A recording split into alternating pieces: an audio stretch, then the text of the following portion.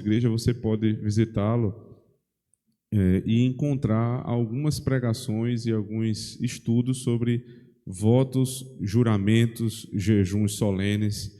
E lá eu vou explicar mais pormenorizadamente a respeito dessas questões. Mas tratando apenas da distinção do que é voto e o que é juramento inicialmente, o voto é quando eu me obrigo a algo. Por exemplo, essa semana eu estava conversando com um irmão, e ele inclusive visitou a nossa casa. Ele não come queijo, por exemplo. Ele ficou uma situação constrangedora, porque o jantar tinha muito queijo, e ele disse: eu não como, e ele foi falar por conta do voto.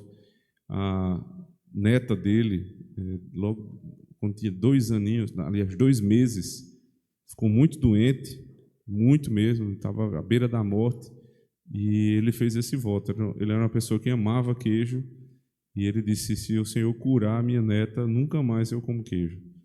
E ele tem cumprido isso. Então, ele se obrigou, por conta de uma causa nobre, a vida da neta. Ele pediu a Deus: eu farei este espécie de sacrifício, né? Eu vou me abster de algo que é prazeroso, que é lícito, mas eu vou fazer isso em prol de uma determinada causa que é justa.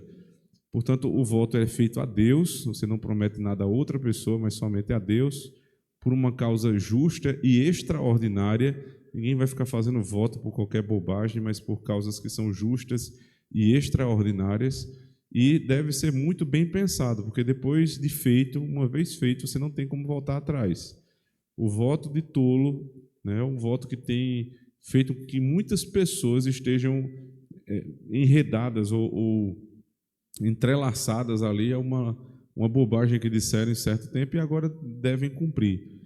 Não é o caso dessa pessoa, ele fez de maneira consciente e ele cumpre com zelo e com a certeza que fez algo correto. É diferente do juramento. O juramento, nós somos chamados a um compromisso que nos é trazido por outra pessoa. Por exemplo, quando alguém ele chega ali aos 18 anos, ele vai ser convidado a participar, a se apresentar no Exército, e alguns juramentos são feitos ali, caso ele fique engajado, né? Ele vai jurar fidelidade à pátria, à bandeira.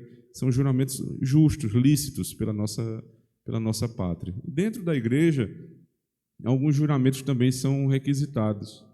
Quando os irmãos trazem os seus filhos para o batismo infantil, algumas perguntas são feitas e no final um juramento é empenhado diante do Senhor. A tua palavra é colocada diante de Deus e da igreja.